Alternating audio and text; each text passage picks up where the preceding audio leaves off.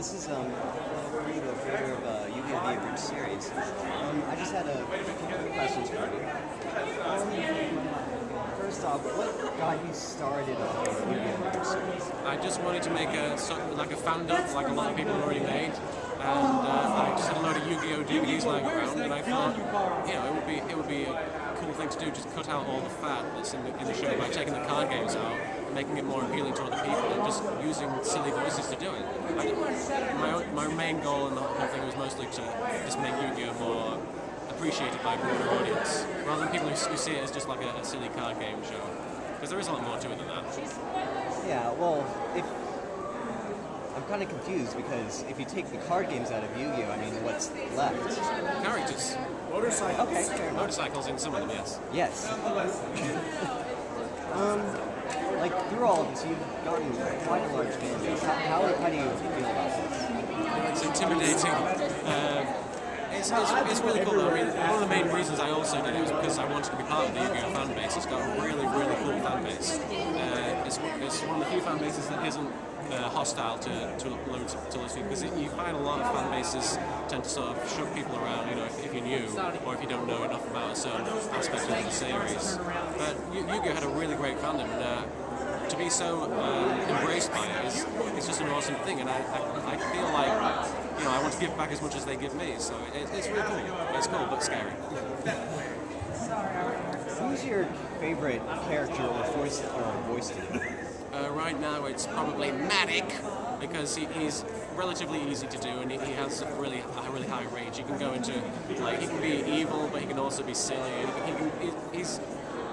you get to play around with him a lot. I mean, I basically created that voice by just playing around with a lot of like old, like 80s villains like Skeletor and stuff like that, and also the Monarch from the Venture Brothers. I also like Tristan because he's just he's a classic idiot. Because they tried to make him sound like a surfer dude or something like that in the first episode, and it just made him sound like an idiot. So I just thought I'd play around with that. And also, I don't know if you've seen the Naruto Bridge thing I've done, but I really like doing Naruto's voice in that. That's a lot of fun. The original Abridged. Yes, the abridged parody of a bridge parody. Okay, what character do you find yourself that you most relate to? Yugi. Well, not in the abridged version though, but in the actual series I feel great empathy with Yugi, because he's a kid who's basically, he always gives 100%, and even if the world is like stamping on his neck, he keeps trying, even if he gets no recognition for it. But and he appreciates his friends a great deal. He's the kind of guy I'd really like to be, ideally. You're LittleKuriboh. Holy crap, it's so cool to meet you. That's actually Sorry? It's so cool to meet you. All right. Here we go. Okay. From what I understand, this is your first like official con appearance in America. This isn't actually official con appearance. I'm just here as a guest, like. Yeah. So, how many others have you been to, and just what kind of experience are conventions for you? I went to Alcon earlier this month in England, which was my first official convention appearance, and it was really interesting. There were a lot of people who came to see me, but they didn't actually know, anything about me or what I looked like or anything. So it was sort of weird to sort of walk into the convention and blend in and be one of everybody else. And then, like, as soon as they announced that I was there was a huge reaction, and it was kind of surreal. A lot of people told me that me just being there made it special, but I really feel like I'm just another fan. So I mean, I tend to go to these things and try and enjoy them just as a fan, and I get a lot out of it. I get to see things from everybody's perspective. It's just I enjoy them. I really haven't been to that many though, so I don't really know that much about them. Sorry. Have you had any strange encounters with any fans? One of them knew my real name, which I wasn't expecting. I mean, no. It's been pretty much what I expected, really. I mean, they've all been very polite and very, very appreciative, and they've all just wanted to. The worst they've done is hug me, and I love hugs. Anybody can hug me. One of the intrinsic aspects of Yami Marik's abridged version is he wants to be hugged, and nobody will hug him. So, I would love for like Yami Marik cosplayers to come up to me and be like, "Can I get a hug?" And I would hug them, no problem. Well, for a while you were on a bit of a hiatus. I mean, And you said you had a sudden bit of inspiration. What was kind of the underlying cause for that, do you think? Oh, Your season was horrendously underrated. I know. I think I can't remember, but I remember there being a reason. I remember there being various reasons. I can't remember. I'm sorry. I think part of it might have been Team 4-Star, just watching what they did and watching their series, because they are inspirational. I mean, their series goes above and beyond anything I've done.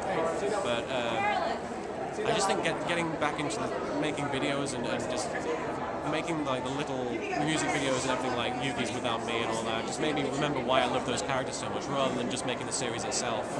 But yeah, I don't know. I can't really nail it down to one specific thing, unfortunately. Are you kidding me? Right, just a hypothetical question real quick. Let's see, if I were to get married to my girlfriend and I took her last name, my name would be Dan Green. Awesome. Hypothetically, if there was a tragic accident where he got killed, if there's a tragic accident where he somehow got killed by getting pushed or, falling off of a building, would his voice become mine?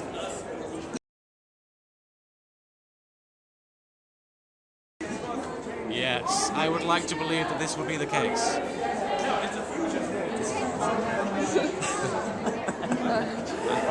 Alright. What, is it like the Santa Claus, only instead of Tim Allen, it's you, and instead of Santa Claus, it's Dan Green? Exactly. You inherit his abilities. Exactly. Alright, I'd like to finish off with a few character questions. Okay. Alright. Tristan, what happened to your new voice after your old one was resurrected? It went to voice heaven, and it's up there still, hanging out with the voice of Elvis Presley and all the other famous voices like Maddie Blaustein. Rest in peace, my new voice. I don't envy you. Kaiba, have you found your real father yet? I'm still looking. I have a feeling it's that guy from the flea market Montgomery commercials. How are you dealing with the black? Vic Mignogna, everybody.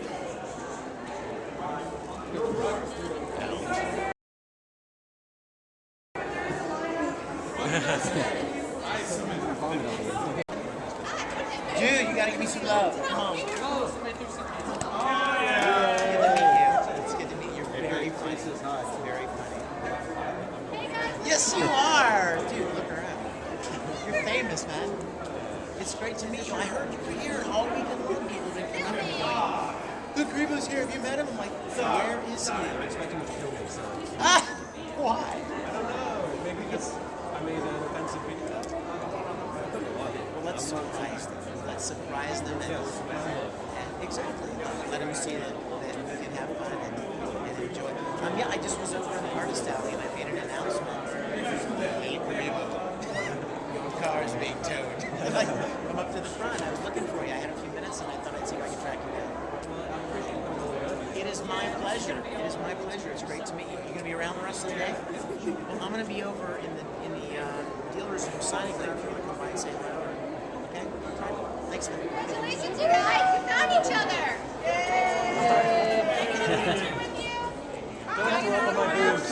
Just one more quick question. Okay. Alright. Andy, where did you get the power to look so damn good in leather? The Egyptian gods gave it to me because they also look good in leather in times before man walked the earth. Nobody could appreciate it though because there were no fangirls around to go, ooh. Merrick, with the death of Odie, what are you going to do with his gummy bear collections? Put it on eBay, I guess. I don't freaking care about gummy bears, they're ridiculous. I only like wearing clothes made out of violet that look like they've been made for women. Throw them out the window, that's what I'll do. I don't know. Joey, why do you own a fursuit? I don't own it, Duke Devlin gave it to me, man. Because I lost that duel. When you're watching the show, I didn't wear it. I didn't keep it at home in my closet and sometimes open it in the middle of the night and go, wow, I look good in that thing. last question. Randy Keith, why are you so ashamed of your Canadian heritage? I'm not Canadian. Who told you that? Me? How? When? Do you have security cameras installed into my Canadian base? Perhaps I do. You've been watching my reality show, The Keiths, haven't you? They all insist I'm Canadian, but I'm not. I'm American. I wear an American flag on my head. What kind of a Canadian would do that? One that has a Canadian flag on the other side of it. He's on to me. In America. Thank you very